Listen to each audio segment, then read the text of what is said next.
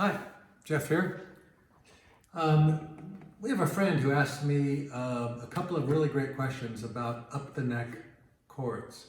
And his question was, why do we do them? Are they easier? Are they quicker to change to? Were his two questions. I love those questions. Let me give you the answer. No and no. They're not. They're not easier by far, and they're not quicker to change to, although I suppose if you have enough practice, anything becomes easy, right? Remember when we were all first learning uke and we tried to make a B flat, we tried to make an E minor. Remember how hard those were? I used to have a card that had all the hard chords on them. G. Well, I look at that card now and I laugh because they all seem so easy. Why? Am I the big genius? I'm the big pro that can play all these things? No, absolutely not. The reason they seem easy is because I've had years of practice and hours of trying to work on it while I sit in front of the TV trying to figure out these chords. So everything seems easy with practice, but bar chords, not particularly easier and certainly not particularly easy to change to. However, why do we do them? Because they sound so good. And they sound especially good, and this is an important point to my friend, they sound especially good if you are playing in conjunction with a group and you've got people sitting next to you and they're playing a C, just a C, and you're playing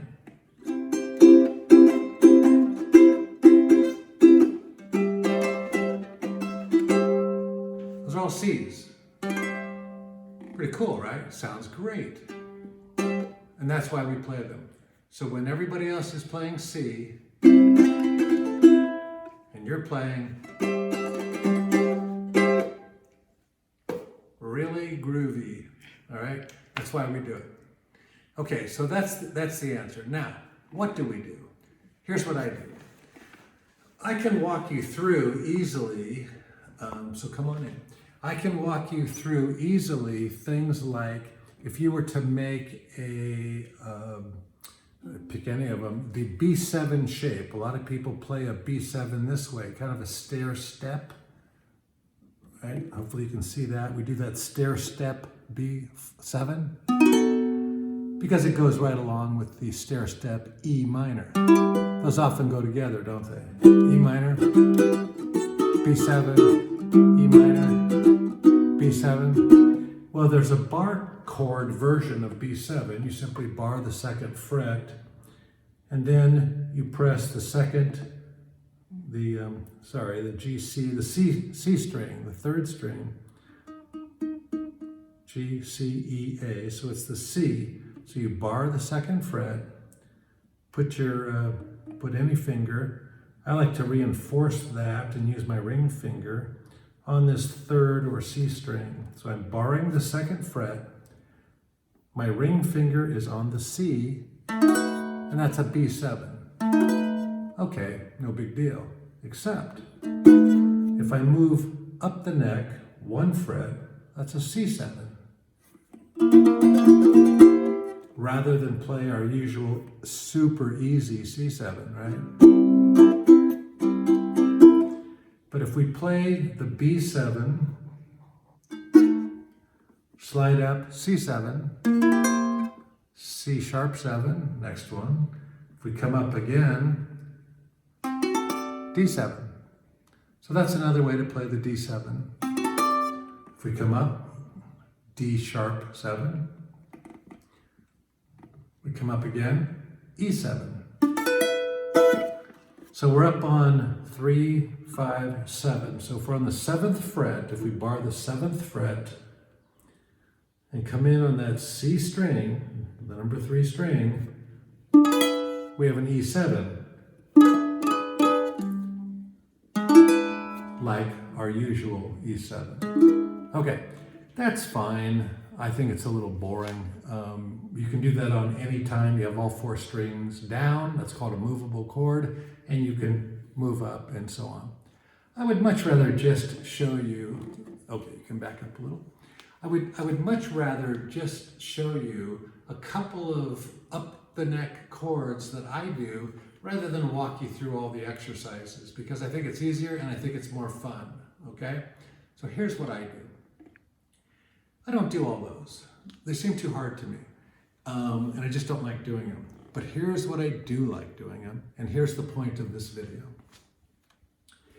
If you make a B flat, right, you bar those first two, and then you come over and make a regular B flat. Now, if you slide up one fret, that's a B. So we don't see a B all that often in our music that we do, but if you do, that's how you make a B. If you come up one more fret, that's a C. So anytime you have a song, and this is common, especially in the key of F, I think it's F, if you have a C and a B flat together, well, guess what? Same chord shape. It's just the B flat is up on the first fret, you know that. And the C is on the third fret. You start on the third fret, just make your regular B flat shape. And there's your C. Now, if you have to go back and forth between B flat and C, again, common in songs.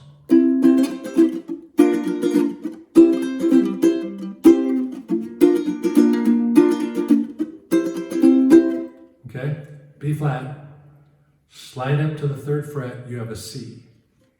And as often as I can, and as often as you can, whenever you see a C in all of our songs, and when you're in your groups, you'll get a lot of C's, right? Then just make the B flat shape on the third fret, and you have a C when everybody else is doing, and you'll be doing.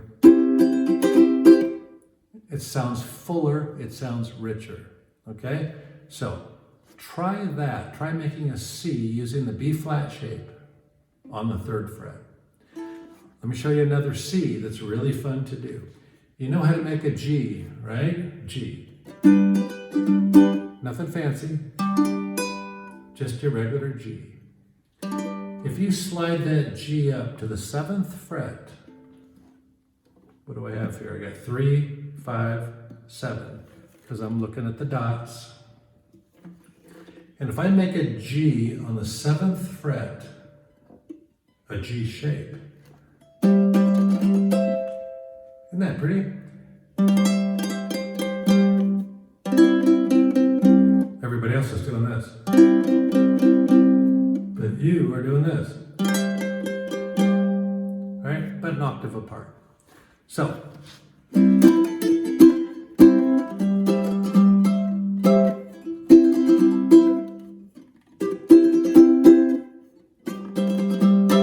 all C's. Regular C, B flat shape C on the 3rd fret, and the G shape on the 7th fret. You have to press down on the strings correctly.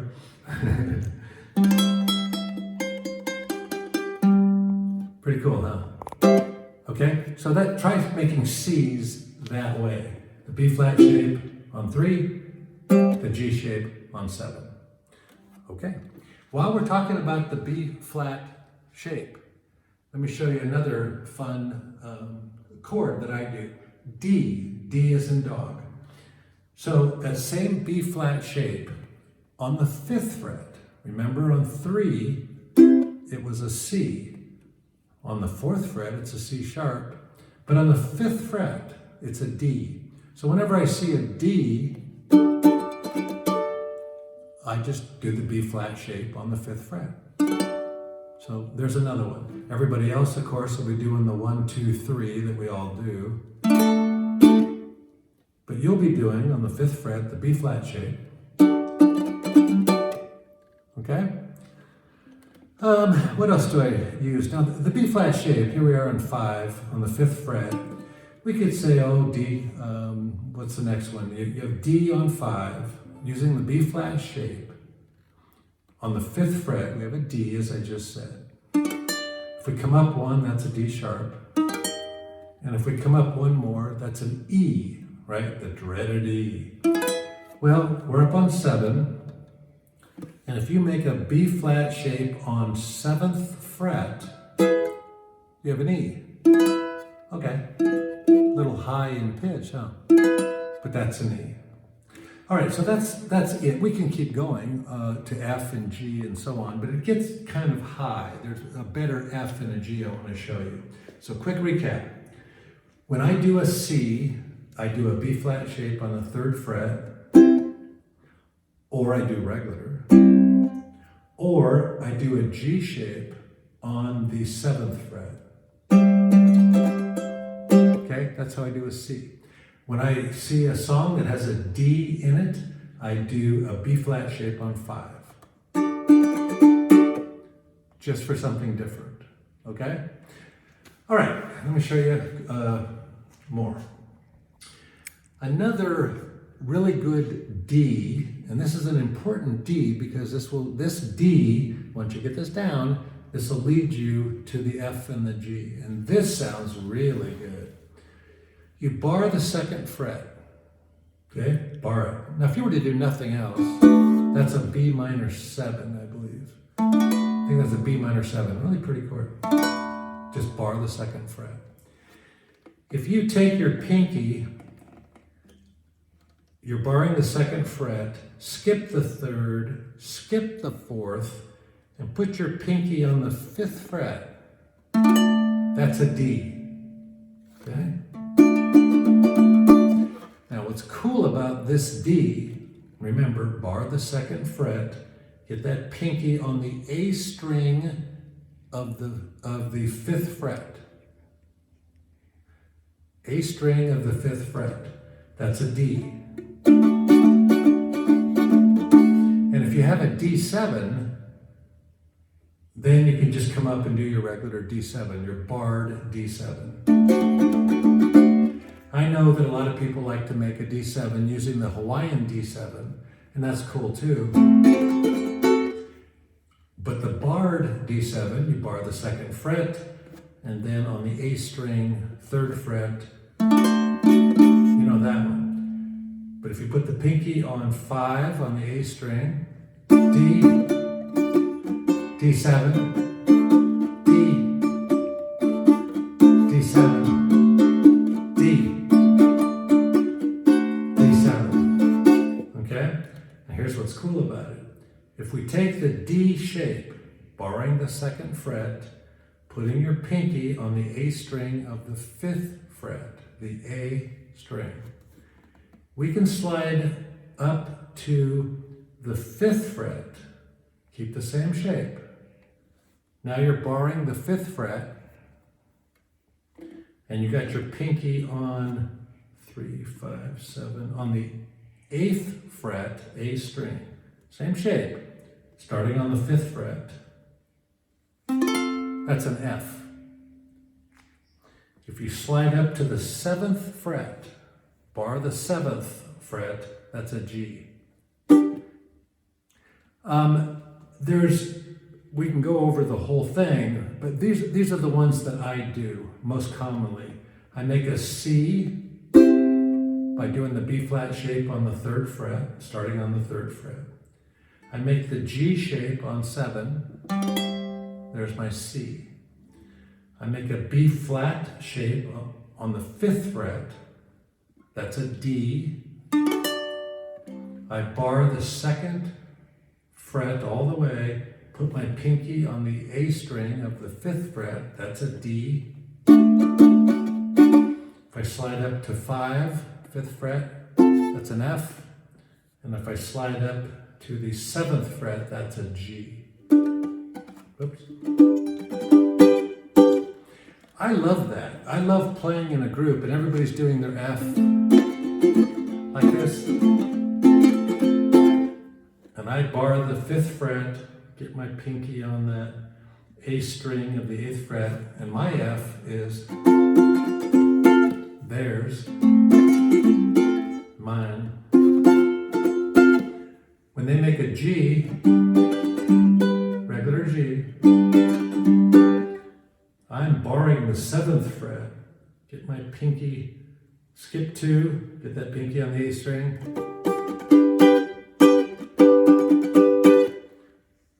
Pretty cool, huh? So, one last thing to show you. When we did the D, we barred the second fret and had pinky on the A string of the 5th fret. I said that was a D. And then, when we came here with the regular barred D7, everybody knows that, regular D7, Hawaiian D7, right? But if you make a regular D7, if you're down here doing that 5th fret bar with your pinky on the A string on 8, that's an F. But like the D7, if you just get your pinky on that 6th fret of the A string, that's an F7. And if you come down here to the 7th fret, skip 2, put your pinky on the A string, I said that was a G. You can make that D7 shape and you get a G7. And everybody else is doing the much easier. Okay? Okay, here's the point of all this, and we'll wrap up here. There's dozens of more chords that we can go through and show you, but that's not the point. The point is, what are you realistically going to do when you're in your jam groups? You want to have some fun. You want to be able to play. So what I have done over the last 2-3 years is I just play regular. You play C, F, G, C, F, G, right? But then, instead of the C, get the B flat shape. C, F, regular, regular G, get that B flat shape on 3 for the C.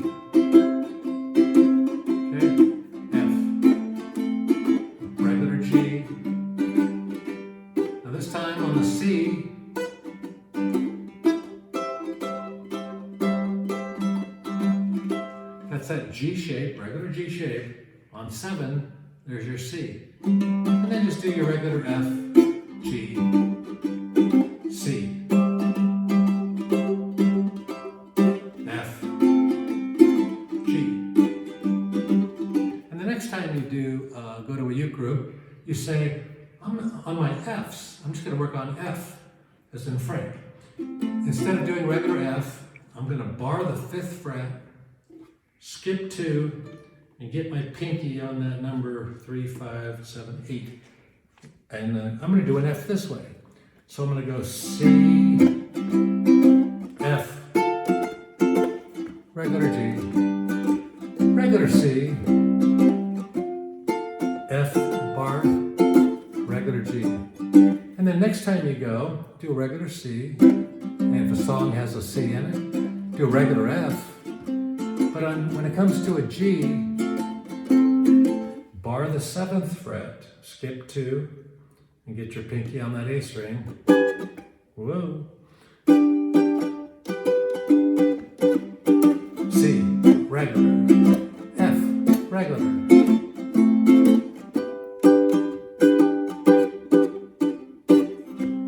Okay, F, regular, G, on 7. Okay, so C, F, G. We talked about the barring, the D7. We had an E in there, F, G. We talked about the B flat. That will get you started. It sounds super cool. It's easy. It's fun. The trick is, and this is the end, go slow, go very slow, and just, when you're sitting and playing, try one of them. That's all. And then go to the next song, and then try another one, okay? It'll also work for every chord, A's and D minors and things we haven't talked about. If you're interested in that, let me know and I can do another video. But for now, that should get you started. Have fun and great questions.